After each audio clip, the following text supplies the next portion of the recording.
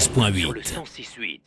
Et on démarre donc sans plus tarder votre édition de la rédaction pour revenir sur cette décision de la Cour européenne de justice concernant le port du foulard en entreprise. La Cour s'est prononcée ce matin sur le principe du port d'un signe convictionnel sur le lieu de travail à la suite d'une question préjudicielle posée par la Cour de cassation belge. La décision était très attendue, notamment par le CCIB, le collectif pour l'islamophobie en Belgique. Son vice-président, Hajib El-Hajjaji, est avec nous en studio. Bonjour. Bonjour. Alors, une toute première question, Hajib El-Hajjaji. Quel a été tout d'abord votre sentiment en apprenant la décision de la Cour? Il faut savoir que c'est un dossier qui dure maintenant depuis une dizaine d'années. Donc, nous étions en attente d'une réponse de la Cour de justice européenne, en sachant qu'elle allait prendre de la hauteur par rapport à cette question. Donc, il est clair que la décision qui vient de tomber est une déception. Mais surtout, on ne mesure pas aujourd'hui les conséquences d'une telle décision sur la vie de femmes musulmanes qui font le choix libre et respectable de porter un foulard, mais aussi sur d'autres communautés religieuses qui vivent de façon tout à fait apaisée la pratique d'une religion. La liberté de religion est un principe important et malheureusement aujourd'hui on la contourne. Alors est-ce que vous pouvez nous rappeler aussi l'histoire qui a déclenché cette procédure, l'histoire de Samira Ajbita? Tout à fait, donc cette personne a fait le choix de travailler dans une société comme réceptionniste, donc effectivement elle était en contact avec la clientèle et elle a fait le choix de porter son foulard. Au début, il n'y avait pas d'interdiction formelle, donc ce qui n'est pas interdit est a priori autorisé, et par la suite il y a eu une modification du règlement pour justement interdire. Et là, la Cour de justice est claire. S'il n'y a pas d'interdiction dans le règlement de travail, s'il n'y a pas d'interdiction dans le règlement de travail, demander a posteriori à une personne de retirer son foulard est abusif et est discriminant. Mais elle dit aussi que lorsque on utilise l'argument client pour demander à une personne de retirer son foulard, c'est aussi un argument qui est discriminant. Donc sur ces deux points-là, nous sommes satisfaits et c'est notre compréhension des choses. Là où nous ne sommes plus d'accord, c'est dès l'instant où elle utilise une notion très abstraite et très floue de la politique de neutralité pour autoriser aujourd'hui les employeurs, dans leur arbitraire et leur subjectivité avec tout ce qu'elle peut avoir de flou, d'interdire les signes convictionnels à leurs employés. Alors cette histoire en fait diffère quelque peu de l'histoire d'une autre travailleuse en France, cette fois qui a également porté l'affaire devant la Cour européenne de justice. Et contrairement à Samira Ajbita, l'employée française était voilée au moment de son engagement. Pourtant, elle aussi, la Cour ne lui a pas donné raison.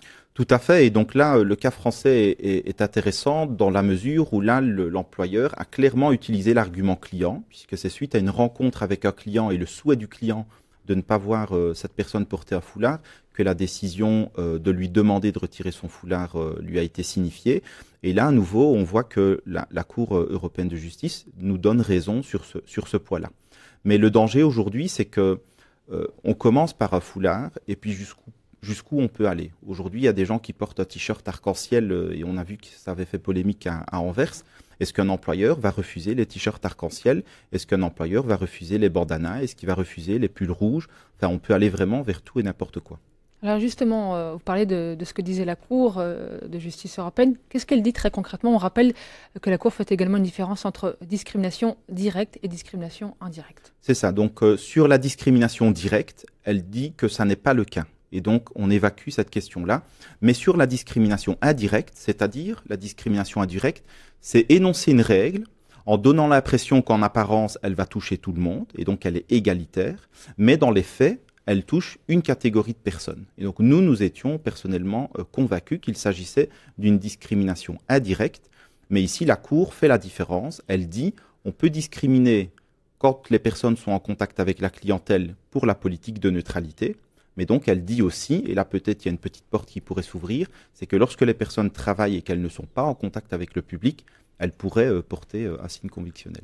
Alors, Hajib El-Hajjaji, le CCIB n'était pas seul à prendre position dans cette procédure. Vous étiez soutenu par Enar, mais également Ounia. Ounia qui voyait dans cette affaire une discrimination directe.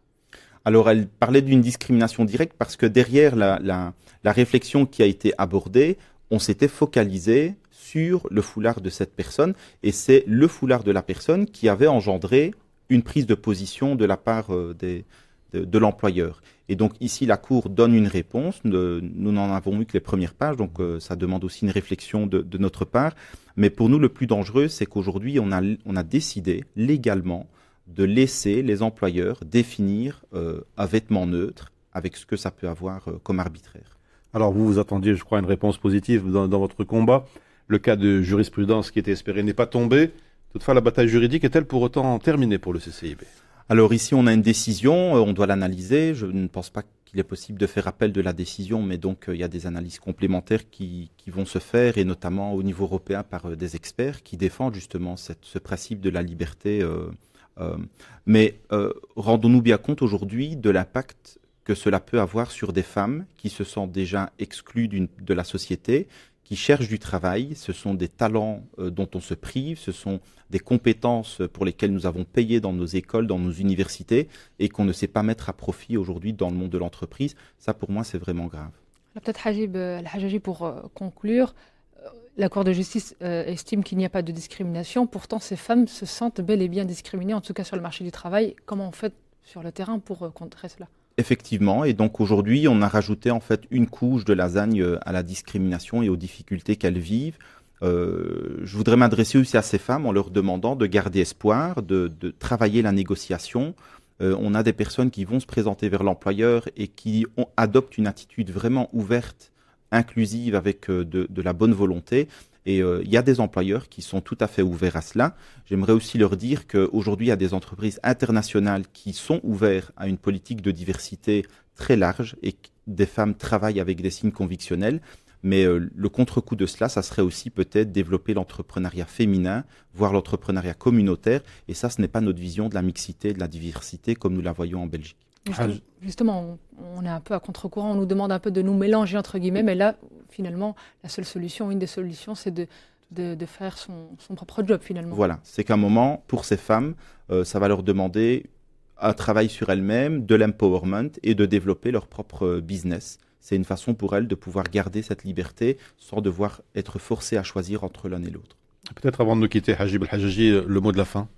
Donc mon mot de la fin, à nouveau, il s'adresse aux personnes qui sont victimes de ces discriminations et nous leur demandons de garder espoir, de travailler le dialogue, la négociation. C'est vraiment comme ça que nous allons y arriver. Et aujourd'hui, j'aimerais aussi dire, il y a beaucoup d'entreprises où ça se passe bien et cette décision, elle ne va rien changer dans ces entreprises. Je pense que ces entreprises, elles sont des modèles aujourd'hui et j'espère qu'en essayant de convaincre qu'en ayant une démarche ouverte en matière de diversité, une entreprise peut être plus performante, plus créative, et c'est là-dessus que nous misons pour demain. Voilà, c'était la conclusion de Hajib El-Hajaji. Je rappelle que vous êtes vice-président du CCIB, le collectif contre l'islamophobie en Belgique. Merci d'avoir accepté l'invitation. Merci à vous, merci aux auditeurs d'Arabelle. On se retrouve tout à l'heure pour notre deuxième grand format. Arabelle FM, à Bruxelles, sur le 106.8. Sur le 106.8.